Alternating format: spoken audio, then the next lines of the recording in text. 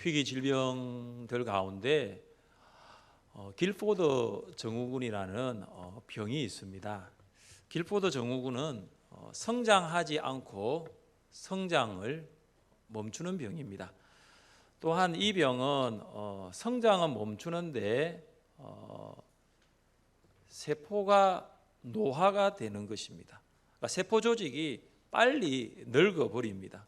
그래서 어린아이가 빠른 속도로 노화되는 것이 이 길포드 증후군의 특징입니다.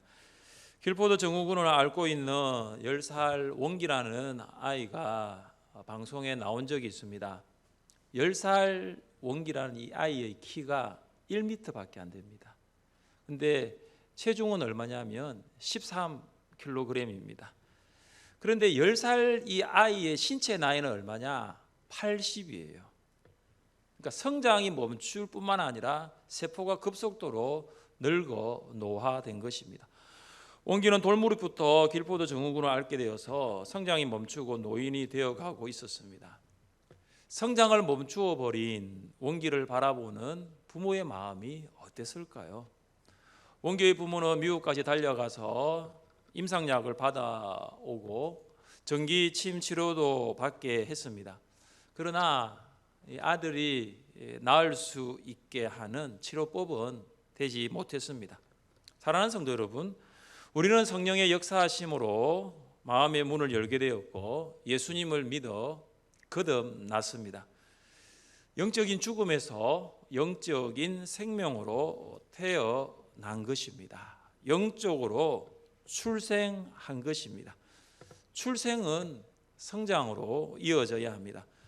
만약 우리가 영적으로 성장하지 않고 있다면 우리를 바라보고 계신 하나님의 아버지의 마음은 어떨까요? 원교의 부모가 미국까지 달려가 임상약을 받아오고 치료를 하여서 좀 성장하기를 원했던 것처럼 하나님 아버지께서는 정말로 성령으로 말미암아 거듭난 우리가 영적으로 성장하기를 원하십니다. 우리가 육체적으로는 어른이라 하더라도 만약 올해 내가 주님을 만나 영적으로 출생했다면 오늘부터 1살 되는 거예요. 오늘은 어린이 주일입니다. 어린이는 어른까지 성장해야 합니다. 여러분, 어린아이가 마냥 사랑스럽다고 또 귀엽다고 해서 그 아이가 어린아이의 상태로 그대로 있을 수 없습니다. 여러분, 우리 자녀들 굉장히 귀엽죠. 너무 사랑스럽죠. 사랑스럽고 귀엽다고 해서 너 거기서 성장하지 말고 멈춰라 이렇게 할 수가 없지 않습니까? 여러분의 자녀가 어린이날 선물을 받고 싶다고 하여 성장을 멈추고 어린이로 남아 있을 수는 없습니다. 저희 집에 막내가 중1이 되었습니다. 어느 날 묻더라고요. 아빠, 5월 5일 어린이날인데 올해는 선물 없어요 그러더라고. 너가 어린이인지 아닌지를 한번 생각해 봐라. 그래서 어린이 아니거든요. 중1이니까요. 청소년이잖아요. 그래서 하도 어린이날 하니까 어린이날이라고 선물은 줄 수 없지만 한번 생각해 볼게 생각을 했어요. 선물 받고 싶다고 계속해서 어린이로만 있을 수는 없잖아요. 어린이 성장해야 합니다. 우리 모두는 주의 어린이입니다. 하나님의 자녀입니다. 우리도 동일하게 계속하여 성장하여야 합니다. 우리의 성장의 목표가 어디까지입니까? 우리 같이 한번 읽어보겠습니다. 우리가 다 하나님의 아들을 믿는 것과 아는 일에 하나가 되어 온전한 사람을 이루어 그리스도의 장성한 분량이 충만한 데까지 이르리니 하나님의 아들 예수님을 믿는 것, 하나님의 아들 예수님을 아는 것 하나 되는 거예요. 믿는 것과 아는 것이 하나가 되면 온전한 사람이 되는데 어디까지 자라나냐 하면은 예수 그리스도의 장성한 분량, 예수님까지 성장하는 것이 영적으로 출생한 거듭난 성도의 성장의 목표입니다. 예수님처럼 생각하는 거예요. 예수님처럼 말하는 거예요. 예수님처럼 행동하는 거예요. 예수님의 시선으로 사람을 바라보고 예수님의 습관으로 생활을 하고 예수님께서 사셨던 그 목표를 향해서 살아가는 거지요. 예수님을 믿는 사람, 영적으로 출생한 사람이 매일 거듭하여 계속해서 던져야 할 질문이 무엇일까요? 예수님이라면 어떻게 하실까? What would Jesus do? 예수님이라면 어떻게 생각하실까? 예수님이라면 어떻게 행동하실까? 판단하실까? 어떻게 살아갈까? 예수님이라면 어떻게 하실까? 사랑하는 성도 여러분, 성장하기를 원하십니까? 성장하는 그리스도인 되고 싶습니까? 오늘 우리는 예수님의 성장 과정을 통해서 어떻게 하면 성장하는 그리스도인이 될 수 있는가에 대해서 살펴보려고 합니다. 예수님은 어떻게 성장하였습니까? 우리는 어떻게 하면 성장하는 그리스도인이 될 수 있습니까? 첫째, 우리는 하나님 아버지와의 관계 안에서 성장할 수 있습니다. 하나님 아버지의 관계 안에서예요. 저자 누가는 예수님이 12살에 있었던 특별한 한 가지 일을 소개합니다. 그 일은 예수님이 부모님과 함께 유월절을 지키기 위하여 예루살렘으로 올라간 것입니다. 율법에는 유대인 남자들이라면 해마다 3대 절기, 유월절, 오순절, 장막절 지키도록 그것을 지키기 위하여 예루살렘에 올라가야 되었습니다. 그러나 바벨론 포로 이후 많은 유대인들이 흩어지게 되어 3대 절기를 모두 지킬 수는 없게 되었습니다. 그렇지만 경건한 유대인들, 하나님을 믿는 경건한 유대인들은 다른 절기는 몰라도 유월절만큼은, 정말로 유월절은 꼭 예루살렘에서 지키기 위해서 노력하였습니다. 예수님의 부모는 예루살렘에서 유월절을 지키고 이제 나사렛으로 돌아가고 있었습니다. 요셉과 마리아는 예수님이 동행하는 중에 있는 줄을 알고 하룻길을 걸어갔습니다. 대략 한 30km를 걸어간 것으로 보입니다. 요셉과 마리아는 동행하는 무리 중에 이제 예수님이 있는가 찾았는데 예수님이 보이지 않습니다. 끝내 찾을 수가 없었습니다.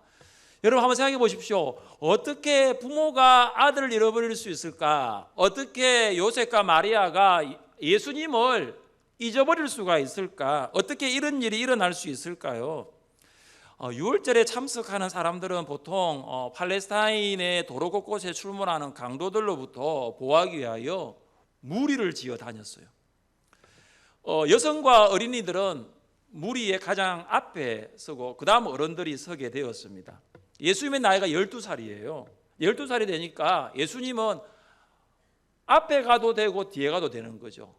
그러니까 아이와 같이 앞에 가도 되고 어른과 같이 뒤에 가도 되는 거죠. 그러니까 요셉과 마리아는 분명히 앞에 갔을 거다 생각을 하고 있는 거죠. 그런데 예수님이 예루살렘을 떠난 지 하루가 되어서야 무리 중에 예수님이 없다는 것을 발견하게 된 것입니다. 생각해 보니까 예루살렘에 있다는 것을 알게 되었어요. 그래서 다시 예루살렘으로 돌아와서 3일 동안 찾고 난 다음에 성전에서 예수님을 발견합니다. 예수님께서 성전에서 무엇을 하고 있습니까? 랍비 선생들과 함께 묻기도 하고 듣기도 하고 대답도 하고 질문도 하였습니다. 이것이 유대인의 교육 방식입니다. 당시 랍비들은 학생들에게 주입식으로 교육하지 않았습니다. 주입식이 아니라 문답식으로 가르쳤습니다. 이것이 유대인의 교육 방법인 하브루타예요. 오늘 김준정 집사님 수술하시고 이렇게 예배 오셨는데 김준정 집사님이 하브루타 전문가예요. 이게 유대인의 교육 방식인데 그냥 우리 막 외웠잖아요. 저희 학교 다닐 때 질문하면 선생님이 이러더라고요. 그냥 외우라 그러더라고요. 그래서 열심히 외웠는데 기억이 안 납니다. 옛날에 외웠던 게 기억이 안 나요. 공부를 그렇게 하는 게 아니죠. 그래서 요즘은 주입식이 아니라 묻고 답합니다. 예수님이 랍비들과 예루살렘 성전에서 했던 것이 유대인 교육 방식이에요. 그것이 요즘 하브루타로 소개되어 있습니다.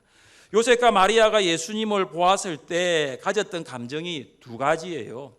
놀라움과 속상함이에요. 요셉과 마리아는 예수님이 랍비들과 함께 토론회에 집중하는 것을 보면서 놀랐습니다. 12살밖에 안 되는 소년이 당대의 석학들과 당당하게 토론하는 장면은 분명 예수님의 부모에게는 놀라움으로 다가왔을 것입니다. 요셉과 마리아는 예수님에 대해서 알고 있다라고 생각했을 거예요. 왜냐하면 자기 아들이니까. 근데 정말로 예수님의 정체성이 뭔가, 예수님은 무엇을 하기 위해 이 땅에 오셨는가, 예수님의 정체성과 사역의 본질에 대해서는 잘 알지 못했던 것 같습니다. 그리고 요셉과 마리아가 예수님을 보았을 때 놀라움과 동시에 한 가지 감정이 뭐냐면 속상함이에요. 처음에는 예수님이 무리 중에 없다는 것을 알았을 때 머리가 하얗게 되었을 것입니다. 자녀 한번 어디 가서 잠시라도 잃어보신 경험이 있으신 분요, 머리가 하얗던 거예요. 허겁지겁 예루살렘으로 달려와 정신없이 예수님을 찾아 헤맸지 않습니까? 잃어버린 줄로만 알았던 아들을 향한 속상한 어머니의 감정이 고스란히 표현됩니다. 아이야, 어찌하여 우리에게 이렇게 하였느냐? 보라, 내 아버지와 내가 근심하여 너를 찾았노라. 마치 마리아는 어머니로서 아들 예수님을 꾸짖고 있는 것입니다. 잃어버린 줄로만 알았던 아들로 인하여 노심초사했던 어머니의 속상한 감정이 그대로 표현된 것입니다. 이에 대하여 예수님은 무엇이라고 대답합니까? 우리 49절 말씀을 함께 읽겠습니다. 예수께서 이러시되 어찌하여 나를 찾으셨나이까? 내가 내 아버지 집에 있어야 될 줄을 알지 못하셨나이까? 하시니 아멘. 이 49절은 예수님이 하나님을 아버지라고 부른 최초의 언급이 49절이에요. 그러니까 예수님은 하나님을 나의 아버지라고 부르고, 아버지라고 부르니까 결국은 예수님은 하나님의 아들이 되는 거잖아요. 그러니까 아버지의 아들과의 관계가 처음으로 나타난 것이 49절이에요. 마리아는 너희 아버지 요셉과 내가 근심하여 찾았다라고 하였지만, 예수님은 내 아버지 집에 있어야 하는 것을 언급한 것입니다. 예수님은 인간의 몸을 입고 요셉과 마리아의 아들로 오셨지만 하나님 아버지의 아들이다라는 신성을 전가하신 것입니다. 예수님은 내 아버지 집에 있어야 될 줄을 알지 못하셨나이까 하셨습니다. 내 아버지 집은 예루살렘 성전입니다. 예수님은 나사렛에 있어야 되는 것이 아니라 내 아버지 집 예루살렘 성전에 있어야 한다는 것을 말씀하신 것입니다. 예수님은 공생의 기간 중 유월절을 맞이하게 되었을 때에 예루살렘 성전에 올라가십니다. 성전에 가보니까 짐승을 매매하는 사람들, 또 돈을 바꾸는 환정사람들이 있었던 거예요. 그때 예수님은 그것을 보시고 분노하시면서 이렇게 말씀하십니다. 내 아버지의 집으로 장사하는 집을 만들지 말라. 예수님은 12살 때에도 예루살렘 성전을 내 아버지의 집으로, 그리고 공생의 기간 중에서도 성전을 내 아버지의 집으로 말씀을 하신 것입니다. 저는 어릴 때 주일학교에서 이런 찬양을 했습니다. 함께 갑시다 내 아버지 집, 내 아버지 집, 내 아버지 집, 함께 갑시다 내 아버지 집, 참된 사랑 있는 곳. 이 찬양 아세요? 좋은 주일학교 나왔습니다. 대답하신 분. 제가 어제 이제 아내하고 이 이야기를 하는데, 이 율동이 있거든요.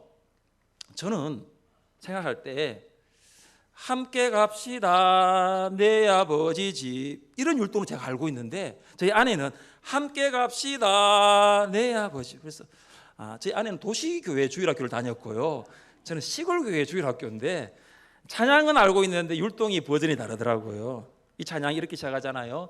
함께 갑시다 내 아버지 집, 내 아버지 집, 내 아버지 집, 함께 갑시다 내 아버지 집, 참된 사랑 있는 곳. 2절 3절도 있습니다. 이 찬양을 부르면서 예수님이 예루살렘 성전을 내 아버지 집이라고 불렀어요. 우리는 성전에서 예배드리지 않습니다. 우린 교회예요.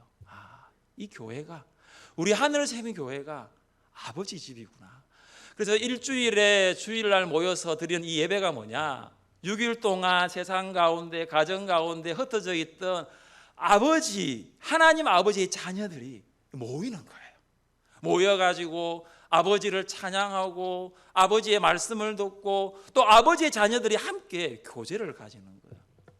5월 31일 531 목장 총출석 주일입니다. 모든 목장 식구가 아버지의 집으로 올 수 있으면 참 좋겠습니다. 그런 마음이 참 많이 들더라고요. 제가 하늘샘 교회에 와서 많은 성도들을 만났어요. 그 성도들 예배 가운데 아버지의 집으로 온 성도들도 있는데 안 온 성도들도 많거든요. 어디 있을까? 지금 아버지의 집으로 와야 되는데 오늘 주일은 아버지 집에서 모이는 날인데 다 어디 있을까? 다 뭐하고 있을까? 그런 생각을 했습니다. 5월 31일은 아직 아버지의 집으로 오지 않은 목장 식구들에게 연락하고 건면하고 차 마시고 식사함을 통해서 우리 아버지 집으로 가자라는 거예요. 분명히 구원받았어요. 분명히 영적인 죽음에서 영적인 생명으로 태어났어요. 하나님을 아버지라고 부르고 있습니다. 가자라는 거죠. 우리 교회 가자. 우리 아버지한테 가자라는 거예요. 완화된 사회적 거리두기에서 생활 방역으로 전환되어도 생활 속 거리두기, 사회적 거리두기는 계속 해야 할 것입니다. 등교개혁이라는 말이 나오지만 우리 아이들도 학교 갈 때 마스크 착용하고 수업할 때도 마스크 해야 합니다. 똑같아요. 우리도 마스크 착용하고 예배 드릴 수밖에 없습니다. 팬데믹의 종료가 선언될 때까지, 코로나의 백신과 치료제가 개발될 때까지는 코로나 전과 같이 마스크를 벗고 예배 드릴 수가 없어요. 마스크를 벗고 찬양할 수가 없는 거예요. 마스크 벗고 기도할 수 없어요. 일상생활로의 복귀는 어려워요. 그러면 우리가 생각해야 되는 거죠. 이제는 코로나 가운데서 내가 예배해야 되겠구나. 이제 코로나 가운데서 내가 하나님을 마스크를 쓰고 예배하고 찬양하고 기도할 수 있겠구나. 그래서 내가 아버지의 집으로 내가 와야지. 5월 31일 예배의 자리에 보이지 않는 목장 식구들을 함께 아버지의 집으로 가자고, 아버지의 집에서 모여서 예배할 수 있기를 주님의 이름으로 축복합니다. 예수님의 말씀이 내 아버지 집에 있어야 될 줄을 알지 못하셨나이까? 이 말씀을 직역하면 이래요. 직역하면 내 아버지의 겉들에 있어야 될 줄을 알지 못하셨나이까로 할 수 있습니다. 그러니까 직역을 하면 집이라는 단어가 아버지의 겉들이 됩니다. 이게 뭐냐면 아버지의 겉들은 일이에요, 일. 뉴 킹제임스 버전 성경을 보면 이 49절을 이렇게 하반절을 번역했습니다. 내가 내 아버지의 일에 열심을 내야 할 것을 모르셨나이까?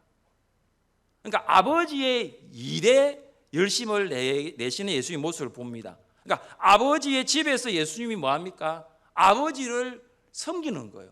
아버지의 집에서 예수님이 뭐 하십니까? 아버지의 일을 하는 거예요. 아버지의 집에서 하는 일이 아버지를 섬기는 일이었고, 아버지를 섬기는 일을 하는 곳이 바로 아버지의 집인 교회인 것입니다.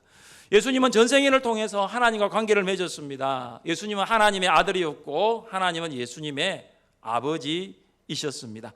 예수님은 마리아에게 자신이 하나님의 아들이심을 밝히면서 성전에서 내가 하나님 아버지 집에서 하나님과 관계 맺고 내가 교제하고 일한다라고 말씀하고 있습니다. 우리는 예수님의 이런 모습을 통하여 무엇을 적용할 수 있을까요? 우리는 하나님을 아버지라 부르며 관계를 맺고 있습니까? 이 질문을 먼저 던져야 합니다. 신앙은 무엇입니까? 하나님 아버지와 관계 맺는 것에서부터 출발합니다. 영접하는 자, 곧 그 이름을 믿는 자들에게는 하나님의 자녀가 되는 권세를 주셨으니, 예수님을 주와 그리스도로 고백하며 마음의 중심에 모시면 하나님을 아버지라고 부를 수 있는 자녀가 되는 것입니다. 거기서부터 신앙은 출발하는 거예요. 또한 우리는 예배를 통해서 하나님 아버지와 교제하고 있습니까? 이 질문을 던질 수가 있어요. 하나님과 관계 맺은 성도가 할 수 있는 일은 예배예요. 하나님과 관계가 없는 성도는 예배 드릴 수 없어요. 예배를 드리지 않는 성도는 하나님과의 이 관계 이후의 교제가 멈추었다고도 볼 수 있는 거예요. 그래서 어떤 상황 속에서도 우리는 예배를 드릴 수 있는 거지요. 예배는 결코 상황이 지배를 받아서도 안 되고 상황이 예배를 지배할 수도 없는 것입니다. 또 우리는 이런 질문을 던질 수 있습니다. 우리는 하나님 아버지의 일을 하고 있습니까? 하나님과 친밀한 관계를 맺어 자녀가 되었습니다. 하나님과의 풍성한 교제를 통하여 예배 가운데 나아가고 있습니다. 그러면 우리에게 어떤 마음이 생긴 줄 아십니까? 아버지 일을 하고 싶어요. 그게 철이 든다는 거예요. 어느 날 갑자기 아들이 아버지 구두를 닦아줘요. 왜냐? 아버지의 아들이고 너무 아버지 일을 하고 싶고 도와주고 싶은 거죠. 어느 날 딸이 설거지를 해요. 엄마 일을 도와주고 있어. 왜요? 부모의 관계를 맺고 부모와 교제가 풍성하니까 부모님 일을 하고 싶은 거예요. 하나님께서 기뻐하시는 일을 하고 싶어요. 하나님이 원하시는 일을 정말 하고 싶어요. 그래서 찬양을 하고 기도를 하고 전도를 하고 봉사하는 거 아닙니까? 사랑하는 성도 여러분, 하나님 아버지와 먼저 관계 맺기를 시작하십시오. 그리고 예배를 통해서 친밀한 교제를 회복하십시오. 나아가 하나님의 일을 하는 봉사의 자리로 나아갈 수 있기를 주님의 이름으로 축복합니다. 둘째, 우리는 온전하고 균형 있게 성장할 수가 있습니다. 성경에는 예수님의 12살 이후 18년 동안의 성장에 대한 구체적인 기록은 없습니다. 그렇다고 갑자기 예수님이 12살에서 30살이 된 것은 아니잖아요. 예수님이 계속적으로 성장했다는 것을 보여주는 구절이 오늘 본문 52절입니다. 함께 읽겠습니다. 예수는 지혜와 키가 자라가며 하나님과 사람에게 더욱 사랑스러워 가시더라. 아멘. 자, 네 가지 부분에서 예수님의 성장을 보여주고 있습니다. 예수님은 신체적으로 성장하였습니다. 키가 자라났다는 거죠. 예수님은 나사렛에 있는 다른 어린 아이들과 마찬가지로 영아기, 유아기, 아동기, 청소년기를 지나 어엿한 청년으로 자랐습니다. 예수님 기셨어요. 앉으셨어요. 일어나셨어요. 걸으셨어요. 뛰어셨습니다. 예수님 식사하셨습니다. 말하기도 시작했습니다. 예수님 아버지 요셉의 목수일을 도와줄 정도로 이제 건강해지고 장성한 청년이 되어 갔습니다.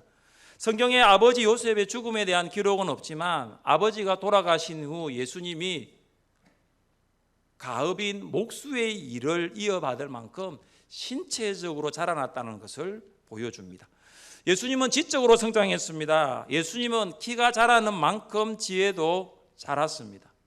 요셉과 마리아가 경건한 유대인들로서 율법에 따라 유월절을 지키기 위하여 예루살렘을 올라간 것을 보면 예수님의 가정의 신앙적인 배경을 살필 수가 있습니다. 여러분, 나사렛에서 예루살렘까지 걸어서 가면 빨리 걸어가면 3일이 걸리고 보통 걸어가면 5일이 걸려요. 그리고 유월절은 일주일 동안 지키는 거예요. 그러니까 요셉과 마리아가 율법에 따라서 예수님을 데리고 예루살렘 성전에 가서 유월절을 지킨 것을 보면 예수님의 가정의 중심이 말씀이 있었다는 거죠. 그리고 예수님의 부모가 그 말씀에 순종한 모습을 보여줄 수 있습니다. 예수님은 어린 시절 말씀을 통하여 신앙교육을 받고 말씀으로 훈련되면서 자라났다는 것을 볼 수 있습니다. 많은 부모들이 자녀 교육에 관심이 많습니다. 자녀가 좋은 대학, 명문대학에 들어가기를 원합니다. 자녀가 명문대학에 들어가는 세 가지 비법이 있다고 합니다. 아버지의 무관심, 할아버지의 재력, 어머니의 정보력입니다.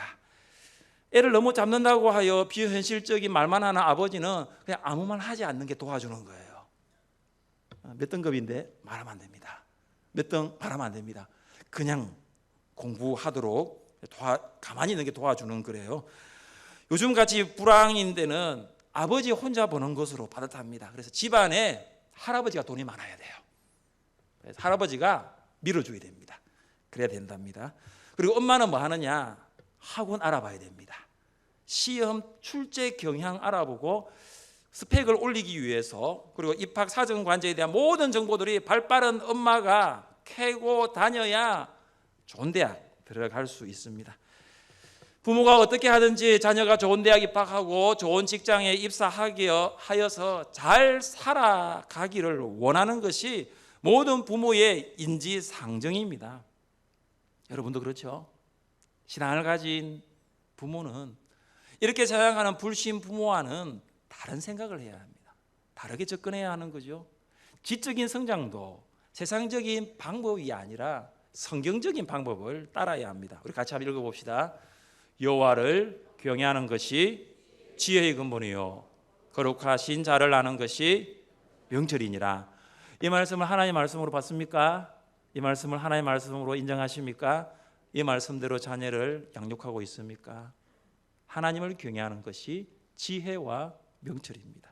지적인 성장은 하나님의 경외에서 출발합니다. 하나님을 경외하는 것은 먼저 하나님이 세상과 각 사람의 주권자, 주인이심을 아는 것입니다. 하나님을 경외하는 것은 마음을 다하고 목숨을 다하고 뜻을 다하여 하나님 사랑하는 것입니다. 또한 하나님을 경외하는 것은 하나님의 말씀을 가까이 하는 것입니다. 이 세 가지가 우리 자녀의 마음에 있다면, 우리 자녀가 해외에 있든 타지에 있든 군에 있든 괜찮아요. 하나님이 내 인생의 주인이시다. 정말로 예수 그리스도를 이 땅에 보내셔서 나를 사랑하는 만큼 나도 주님을 사랑해야지. 정말로 내가 다른 어떤 것보다 나의 앞에 모든 인생의 표준, 결정, 기준은 하나님 말씀이다. 이 세 가지만 우리 자녀들이 분명히 안다면 우리 자녀들 잘 성장할 수 있는 것입니다. 예수님은 사회적으로 성장하였습니다. 예수님은 사람에게 더욱 사랑스러워 갔습니다. 이 말은 다른 사람과 관계를 잘 맺었다라는 것입니다. 관계 맺기는 가정에서 출발합니다. 가정은 의식주 활동을 공유하는 생활 공동체로서 사람이 태어나는 순간 가장 먼저 만나는 사회, 그곳이 가정이에요. 그래서 아이는 이 사회라는, 이 가정이라는 이 환경을 통해서 가족들과 관계를 맺고 상호작용을 합니다. 부모가 자녀에게 말을 가르치고요, 행동을 가르치죠. 그럼 자녀가 그것을 배우는 학습활동을 가정에서 합니다. 자녀는 작은 사회인 가정에서 사회성을 기르면서 성장하게 됩니다. 가정에서 어떻게 성장하는가는 결국 사회생활과 직결됩니다. 우리 속담에 이런 속담이 있잖아요. 안에서 새는 바가지 밖에서도 샌다라고. 집에서 새는 바가지 밖에 나가도 샌다는 거죠. 좋은 건 아니에요. 가정에서 길러진 거, 가정에서 체득한 그 사회성이 곧 아이들 학교에서 사회생활에서 이어진다는 거예요. 예수님은 예루살렘 성전에서 부모에게 자신이 하나님의 아들 되심을 드러내셨습니다. 어찌하여 아버지의 집에 있어야 될 줄 알지 못하셨나이까? 그러나 육신의 부모에게 결코 소홀하지 않았습니다. 나사렛으로 함께 내려갔어요. 그리고 부모님에게 순종했습니다. 예수님은 아버지 요셉이 돌아간 이후에 목수의 일을 하면서 어머니 마리아를 섬기고 어린 동생들을 부양했습니다. 예수님은 하나님의 아들로서뿐만 아니라 육신의 아들로서도 최선을 다한 것입니다. 예수님은 십자가에 돌아가시기 전 제자 요한에게는 내 어머니라, 예수님의 어머니 마리아를 요한 너가 좀 공경하고 잘 섬겨주면 좋겠다 부탁했습니다. 예수님은 가정에서 순종이라는 것을 배웠고 그것을 실천하였습니다. 예수님 맏아들로서 아버지의 자리를 대신하여 가정을 이끌어가는 책임의식을 가졌던 것입니다. 큰 형과 오빠로서 동생들을 배려하고 어머니에게 효도를 다하였습니다. 가정이라는 작은 사회를 통해서 순종과 책임과 배려를 배우고 실천한다면 다른 사람들과의 관계를 맺을 때에도 그들로부터 우리와 우리 자녀들이 사랑받고 성장하게 될 줄 믿습니다. 예수님은 영적으로 성장하였습니다. 예수님은 하나님으로부터 사랑을 받았습니다. 신체적, 지적, 사회적 성장뿐만 아니라 꼭 한 가지 기억해야 할 성장이 영적인 성장입니다. 영적인 성장은 핵심 영역에서의 성장이라 결코 배제될 수 없습니다. 영적으로 성장한다는 것은 하나님으로부터 사랑을 받는 것입니다. 하나님의 사랑이 영적인 성장을 결정합니다. 하나님의 사랑을 받으면 받을수록 영적으로 더 성장을 할 수 있는 것입니다. 하나님으로부터 사랑을 받는다는 말, 무슨 말일까요? 하나님을 받는다는 말이에요. 하나님은 사랑이십니다. 그래서 하나님과 사랑을 따로 떼어놓고 생각할 수가 없습니다. 하나님을 가까이 하면 할수록 사랑을 더 받게 됩니다. 시편 성도의 고백을 들어보십시오. 하나님께 가까이함이 내게 복이라. 하나님을 가까이하면 하나님의 사랑을 더욱 알게 되니 복이 되는 것입니다. 공생의 기간에 예수님의 모습을 보시면 예수님의 성장 기간에도 하나님을 가까이 했다는 것을 알 수가 있습니다.